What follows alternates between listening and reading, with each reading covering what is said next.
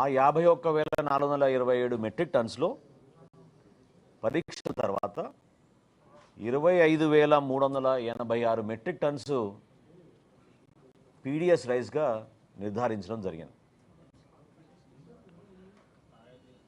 ఇది ఎట్టి పరిస్థితుల్లో అరికట్టాలి, మార్పు తీసుకురావాలనే ఉద్దేశంతో అక్కడ స్థానికంగా ఉన్న అధికారులతోటి కలెక్టర్ గారి ఆధ్వర్యంలో కమిటీ వేసి జిల్లా ఎస్పీ గారిని అప్రమత్తం చేసి ముందు ఈ 13 కంపెనీలపైన కూడా ఎసెన్షియల్ కమోడిటీస్ యాక్ట్ కింద మా పరిధిలో ఉన్న కేసులే కాకుండా క్రిమినల్ కేసెస్ కూడా నమోదు చేయమని ఆ రోజున ఆదేశాలు జారీ చేయడం జరిగింది. ఈ 13 కంపెనీస్ కూడా గౌరవ హైకోర్టుని ఆశ్రయించి బియ్యం రిలీజ్ చేయమని కోరగా గౌరవ హైకోర్టు గారి ఆదేశాల మేరకు నాన్ పీడిఎస్ రైస్ని ముందు రిలీజ్ చేసి ఏదైతే పీడిఎస్ రైస్ ఉందో దానికి ఎట్టి పరిస్థితుల్లో కూడా బ్యాంక్ గ్యారంటీ ₹43.30 పర్ కిలో చొప్పున కట్టించుకుని 84 కోట్ల రూపాయల బ్యాంక్ గ్యారంటీ తీసుకున్న తర్వాత ఆ రైస్ కూడా రిలీజ్ చేయడం జరిగింది. అందరికీ అర్థం అవ్వాల్సిన విషయం ఏంటంటే ఎందుకు కాకినాడ పోర్టు పైన మనం దృష్టి సారించాం, ఎందుకు పదే పదే కాకినాడ పోర్టు గురించి ఈ రైస్ స్మగ్లింగ్ గురించి ఎందుకు ఈ విధంగా మనం ఆందోళన చెందుతున్నాం. ఎందుకంటే మీడియా మిత్రులు కూడా మీ అందరికీ తెలుసు, స్థానికంగా ఉన్న కాకినాడలో కూడా చాలామందికి తెలుసు, 5 సంవత్సరాల్లో ఎవరిని కూడా లోపలికి ప్రవేశించలేదు, అనుమతించలేదు, అసలు అవకాశమే లేదు.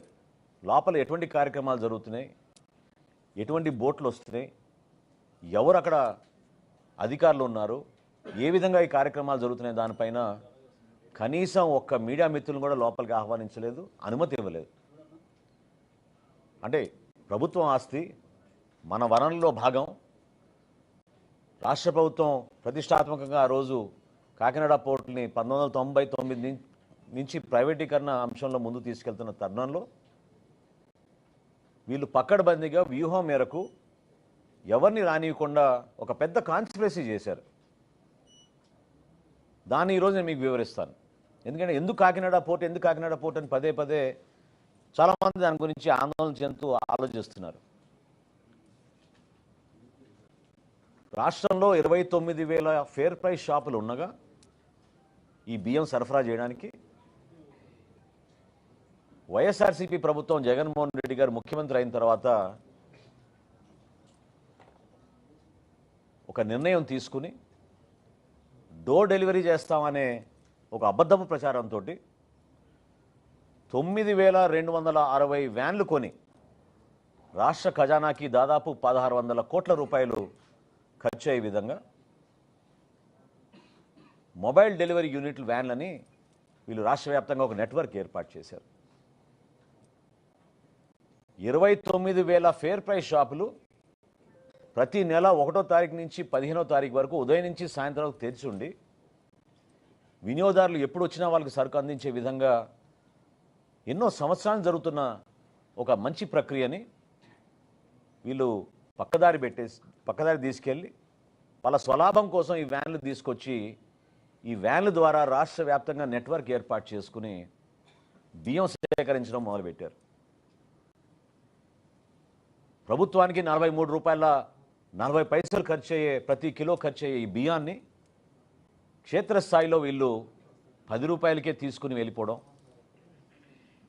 చాలా చోట్ల మీరు సరైన సమయానికి రాలేదు, వ్యాన్ వెళ్ళిపోయింది కాబట్టి మీకు సరుకు ఇవ్వమని చెప్పడం, చివరికి ఎంఎల్ఎస్ పాయింట్ల దగ్గర నుంచి కూడా గోతాలు తీసుకుపోయే సందర్భాలు ఎన్నో ఉన్నాయి. అది చాలా స్పష్టంగా మనకి ఆధారాలు కూడా దొరికినాయి. ఈ విధంగా వీళ్ళు పక్కడబందీగా ఒక గ్రీన్ ఛానల్ ఏర్పాటు చేసుకుని చిత్తూరు నుంచి శ్రీకాకుళం నుంచి నేషనల్ హైవే మీద నేరుగా కాకినాడకి ఎక్కువ శాతం ఈ బియ్యం